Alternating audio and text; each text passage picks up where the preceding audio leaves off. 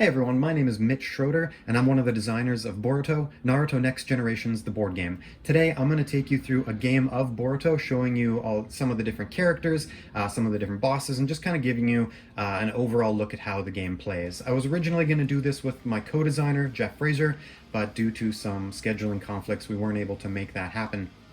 But I'll still be playing a two-player game, so you can see some interaction between the ninjas. But I'll just be playing both sides. So for those of you who don't know, Boruto is a 1 to 4 player cooperative game.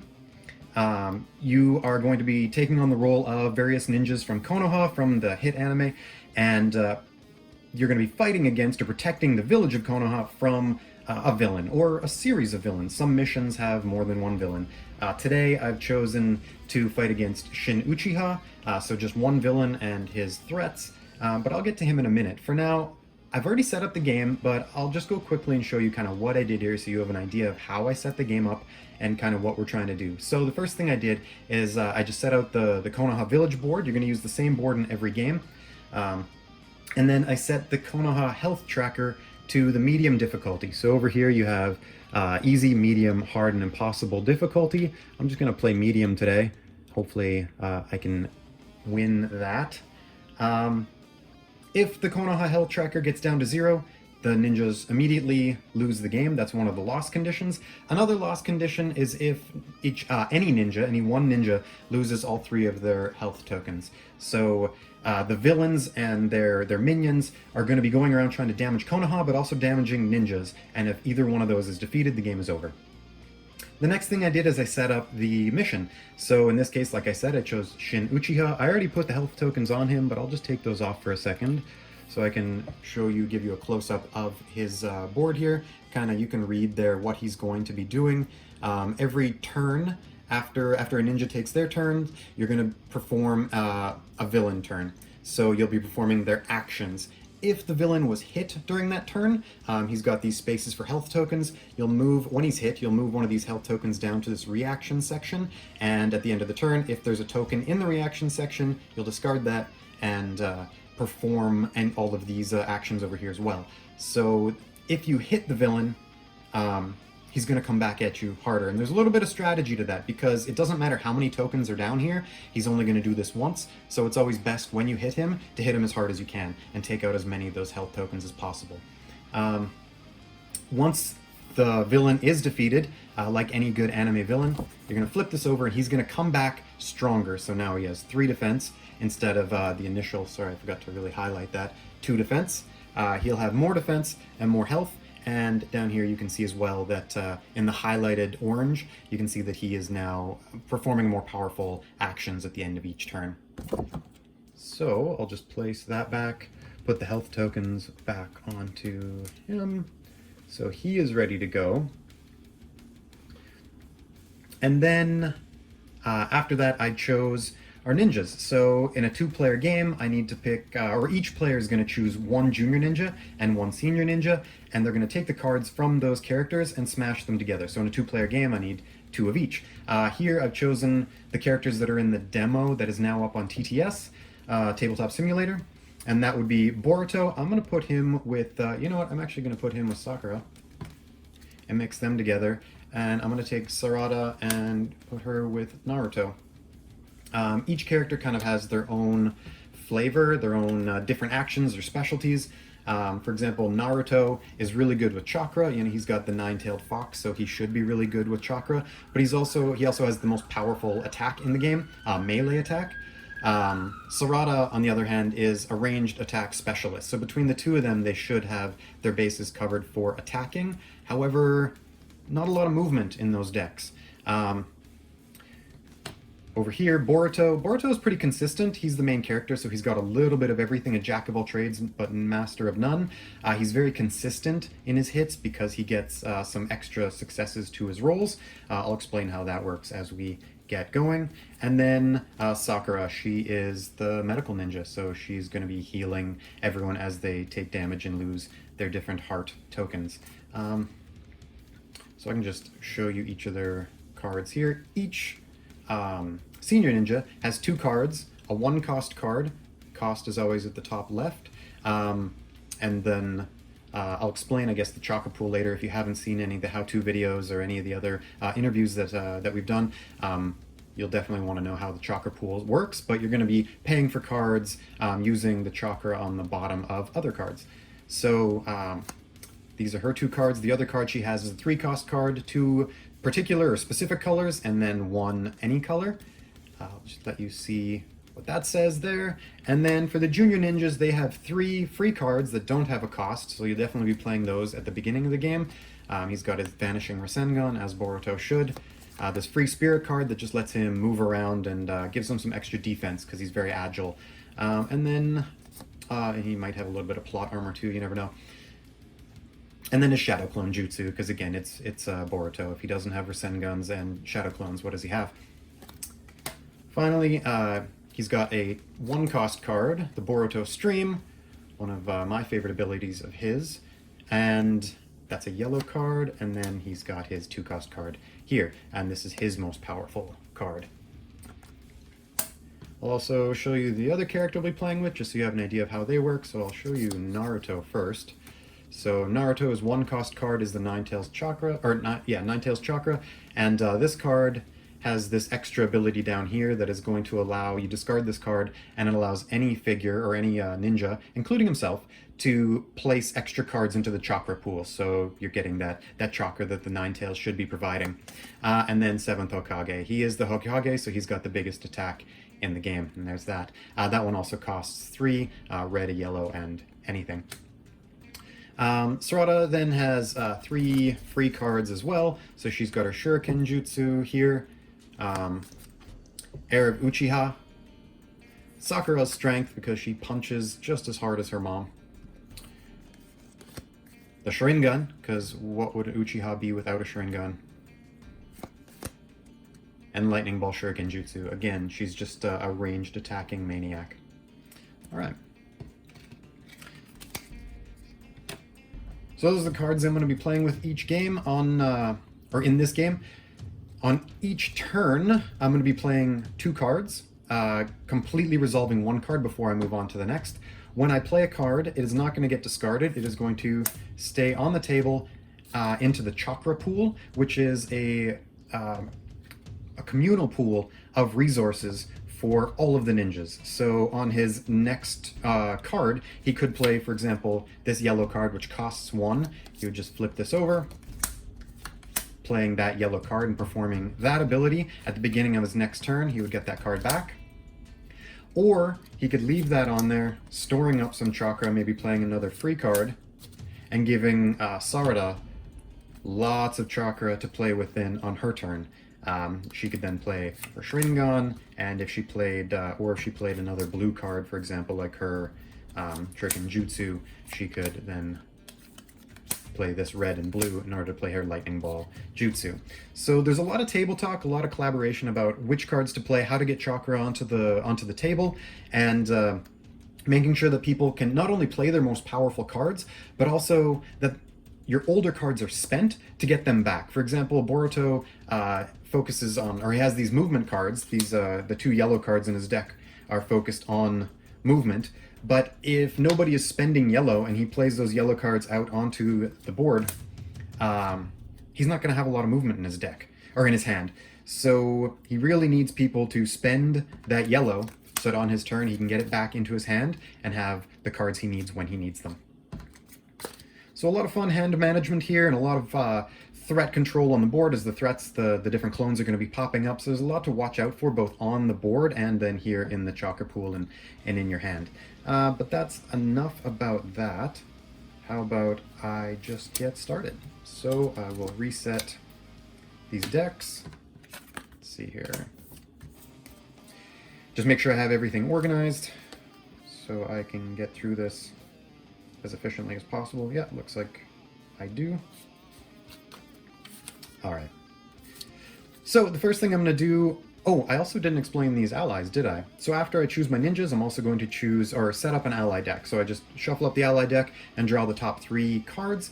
These are just extra characters who didn't quite make it into the ninja decks in this game. But there are a lot of fun characters that you're definitely going to see or have seen in the anime. So I got Ino Shikacho here, and they each have their own abilities. These are one-time use, so once they are used, you flip them over, and they are then no good to you for the rest of the game, so you really need to be strategic about when to use them and when maybe to save them for later. Okay, to set up the threats in the game, I'm just going to flip over the first card here. This is the location deck. It's going to tell me where I'm placing these minions. So in location 6 and location 2, so that's the Yamanaka Flowers. That is Ino's place of business. Throw that up there on location 6. And then 2, the Uchiha House. Right down here.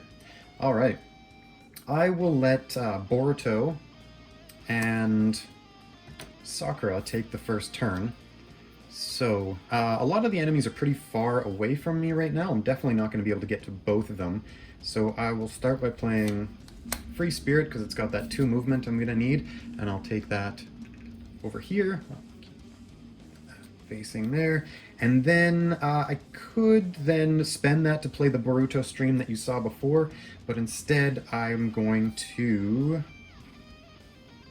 Oh, let's play Shadow Clone Jutsu. So Shadow Clone Jutsu is going to give me 3 dice on a melee attack, so that means in my space. And then after rolling, I may spend 1 chakra to add 1 hit to this attack. So if for some reason I come up short and I'm only able to get 1 success, I could discard this card or flip it over and spend that chakra in order to get that extra hit so that I can actually take that clone out. This card is not technically a chakra yet. I've played it onto the table just to kind of show you what I'm doing, but cards don't actually enter the chakra pool until they've been completely resolved. So I can't play this and then immediately spend it as its own chakra. Okay, so I get 3 dice on this threat here, so I'll roll those up. And I got 3 successes, more than I need. So I'll remove him from the board. That is my 2 cards. So that's going to be the end of this turn. At the end of my turn, I'm going to activate these actions here. So each threat token that has no ninja in its space deals 1 damage to Konoha instead. So a ninja or a threat is always going to attack, going to be attacking a ninja. But anyone who doesn't have a ninja in their space is going to attack Konoha. So this this threat up here has no ninja in his space, so we're just going to slide that down there, and the city takes 1 damage. Okay, then I will draw one of these cards, reveal a new location card, and spawn 1 threat token at A. So A is location 4, so I'm just going to spawn that right up there. Okay, next will be Sarada and Naruto. So Sarada now has a character or a threat fairly close to her. I could go on and take that guy out. It's probably the best idea, but I really want to start making my way over to the boss and to that other threat token over there, because he's just going to keep on chipping away at the village until I take him out. So I will start by playing this Shuriken Jutsu, which is going to allow me to attack with a ranged attack. You got the little Shuriken symbols there. Ranged attacks are always into an adjacent space, and you follow these blue lines for movement and for line of sight or for adjacency. So I have this blue line going up here to the academy, so that is within line of sight. It's only 2 dice, so I might not make it. Oh, overkilled. Okay, good. So I would have had a second attack kind of as backup if that first one had missed, but it didn't. It connected, so I will then use it as movement instead. And then I'm going to play Era of Uchiha as my second card, which lets me move 2 spaces. And that would be the end. Now it is goes into my chakra pool. That would be the end of my turn, but I'm going to play one of my Echo abilities. So Echo abilities are in pink at the bottom of the cards here. You'll see on a few of the cards anyway. You'll see some extra abilities that don't do anything when the card is played, but once it's in your chakra pool, instead of using that card for chakra to pay for other cards, you can just flip that card over and resolve that ability. Obviously the cost is that you're losing it as chakra. but it's a nice little way to do some extra abilities when you need to, and in this case, dealing 2 damage or 2 hits to an enemy in my location. So these guys have 2 defense, so that'll just flip that over to take that one out. Okay, so I got rid of all the threats on the board, so now I should be pretty much set up to start attacking Shin Uchiha. I'm going to flip over one of these and place a figure on location 2, which, hey, is right in my space. Okay. So I have lots of colors on the board now. I have yellow, red, blue. I can play any card I want to. And in this case, I think the best thing for me to do is going to be to play... I'm going to start by playing my Vanishing Rasengan, because that's going to allow me to attack into an adjacent space, and then also move after that attack. So I will roll up that. Okay, I didn't get it, but add 1 to your roll. As I said, Boruto's a very consistent hitter, so he's going to get that +1, which then will take out this figure, and then move 1 space. Once I'm in that location, I can then play another card, and I'm going to use Medical Ninjutsu. It is the biggest hit that I have, spending a yellow, a blue, and then an anything. I'm going to spend this red because it doesn't have an echo ability. I'd rather save this echo for later when someone decides to do a ranged attack and they need a little bit more. Oh, I totally messed up. I did a ranged attack before. Whoops. That guy is still on the board. It was Shin Uchiha that I would have hit with that ranged attack. Sorry about that. Okay. But as I said, I want to hit him as many times as possible because we're going to be moving these tokens down there, and he's only going to react once no matter how many tokens are in that space. So I get 5 dice. Sorry, this is just a little bit off camera here. I'll try and push that up. I'm a little bit confined to my space here. But I'll take 5 dice for Sakura's Medical Ninjutsu attack. And wow, that's overkill. So 2, 2, 2. So that is definitely going to finish off Shin Uchiha on his number 1 side, which is exactly the way that you want to do this. So immediately, he's going to flip over and come back even stronger. I'll refill these. I'll just have to remember. I'll throw one of these guys down there just to remember that there is something in that space. I think I probably have another token here somewhere. Just remember that he does react at the end of this turn. All right, and then I guess that's the end of my turn. I played 2 cards. I can't really do anything else. So each threat token that has no ninja in its space deals 1 damage to Konoha. And then reveal a new location card. And spawn 1 threat token at A and B. So he is more difficult now. So that's going to go into location 9 and location 6. Up there with Sarada. And then, if at least 1 token is in here, which it is, so I'll discard that. Shin Uchiha moves to location B, so he's going to move to 6. And then we're going to spawn another threat token in that location. So lots of stuff building up over there in location 6. Okay. Now it's going to be Sarada's turn. She's going to take her cards back that she spent. And she could start going after Shin Uchiha since he's right there in her space, but right now those 2 threat tokens are going to hit her for 1 damage each. And then there's also the other 2 threat tokens in the town that are going to keep on hitting Konoha, so she might want to deal with those at least a little bit before she gets going too hard into hitting Shin Uchiha. So let's see. She has a yellow card. I'm just going to pile these up to make it easier to see what I have available to me. A yellow card and a blue card available. So,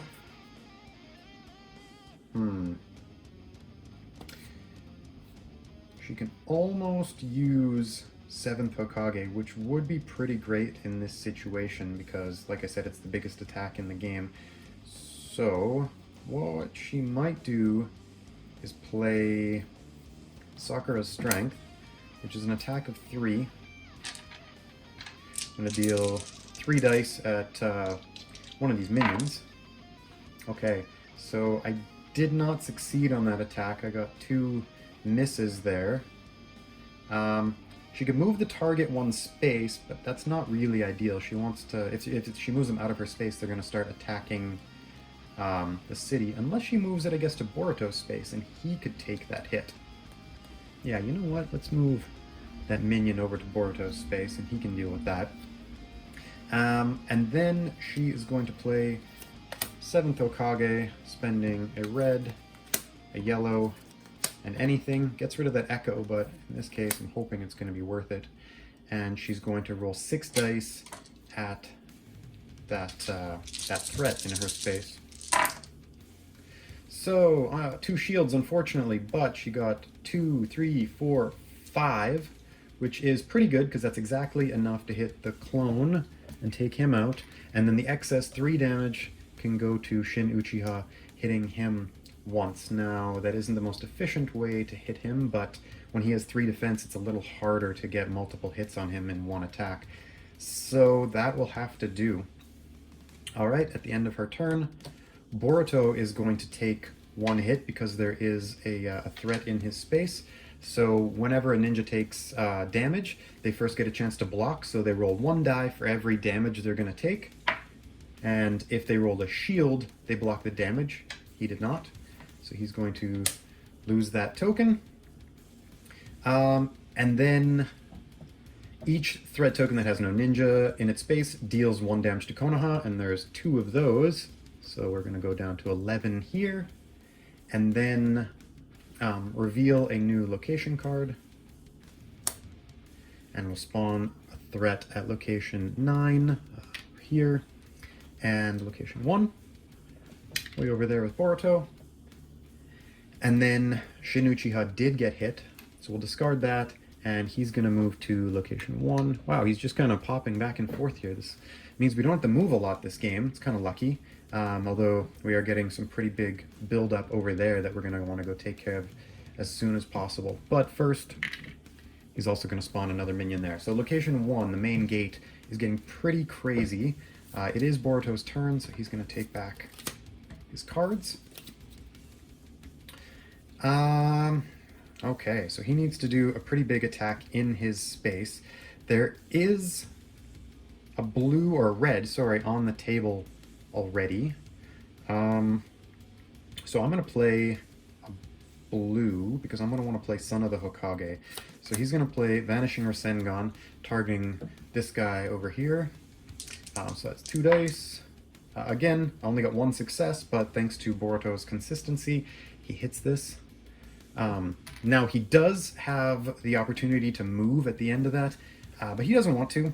He's instead going to spend this blue and this red in order to play Son of the Hokage.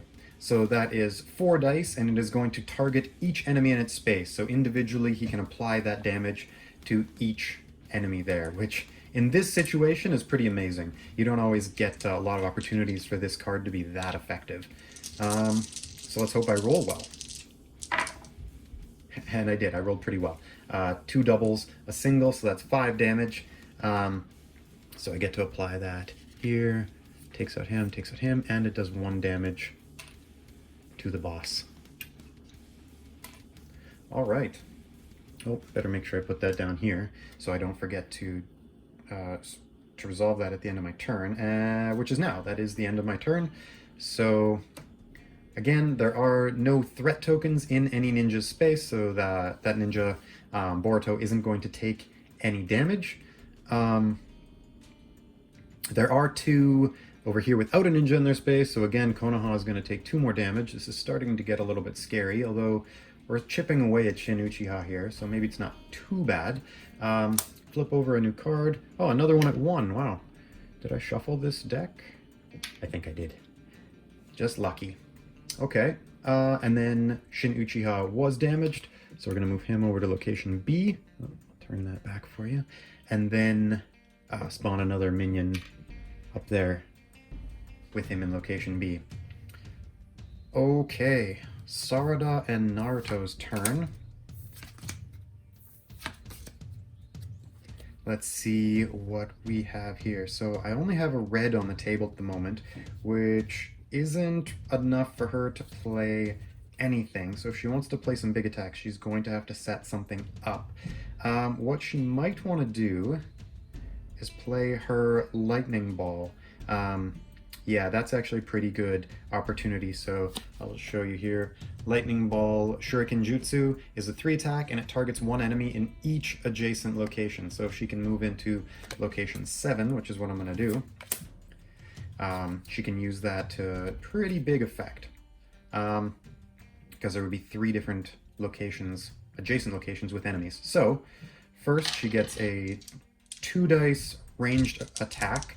So she will go after one of these guys up here.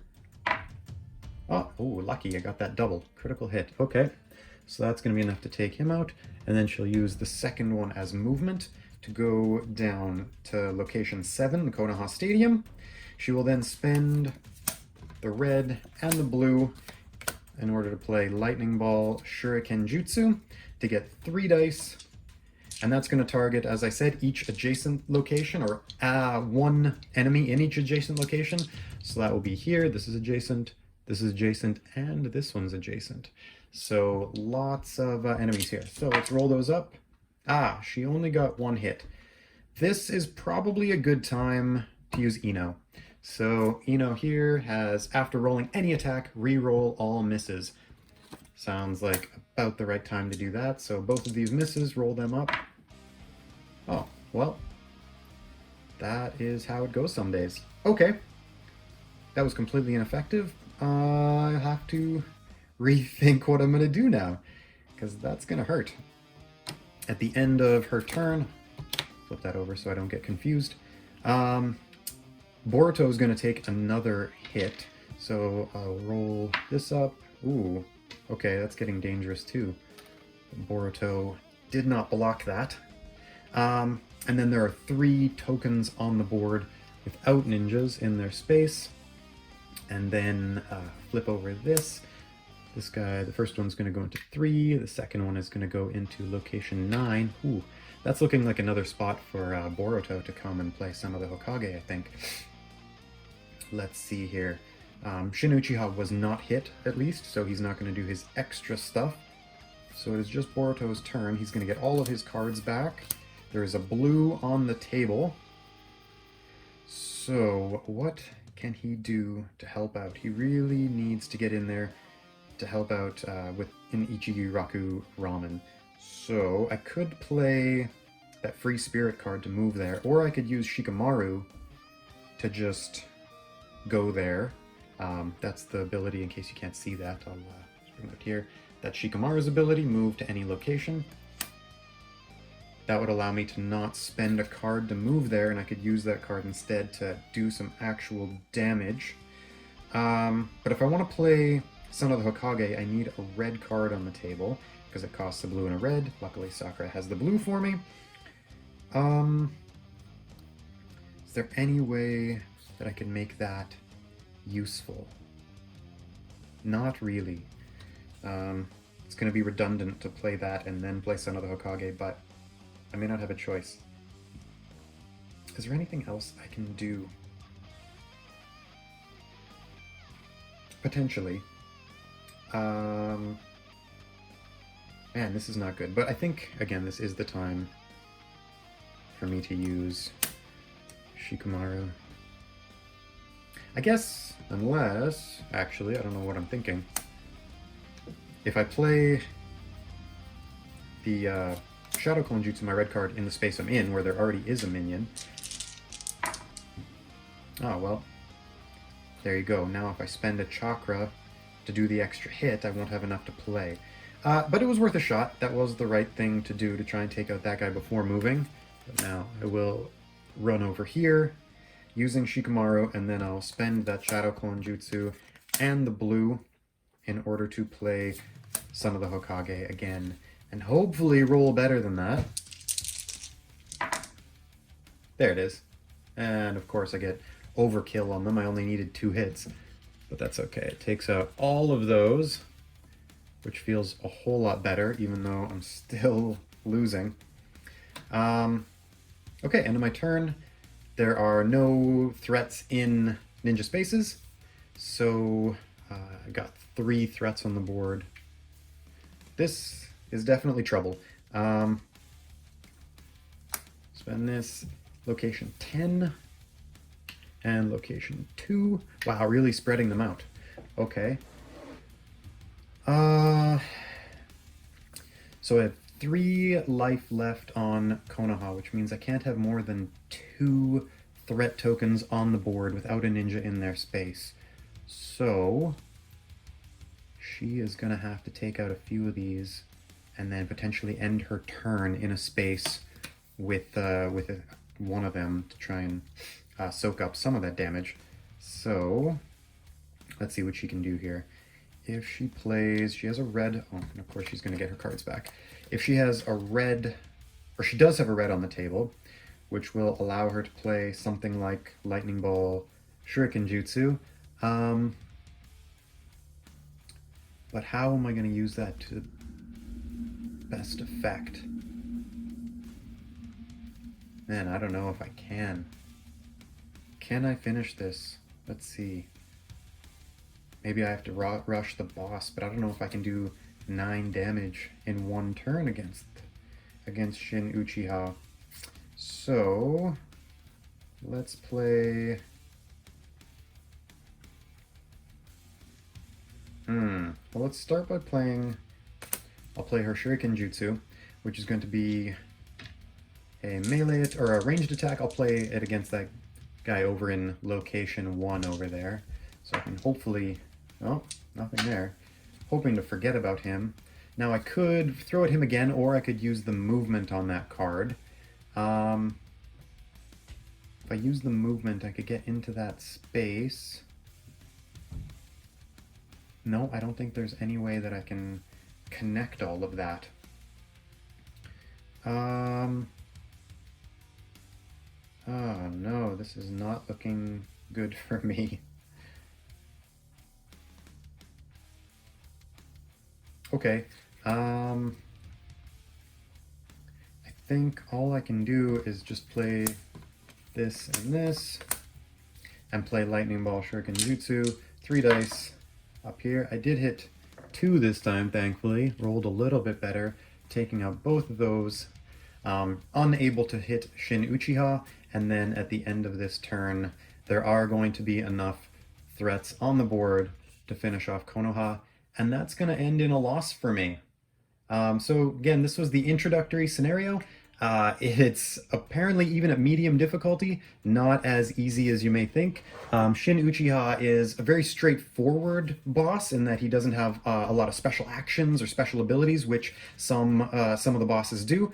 But he's still very punishing just because he has these threats popping up all over the place. And in the beginning, when they were staying in the same locations up here, 1 and 6, you know, it's easy to kind of keep track of them and not let them get out of hand. But as soon as they start popping up all over, I needed to stay on top of them better. I maybe went after, well, I don't think I went after Shin Uchiha too hard, but I maybe should have used some of these hits against the clones a little bit better. Especially here on stage 2. Either way, that is Boruto Naruto Next Generations, the board game. I hope it all made sense, and I hope you enjoyed it. So thank you for watching.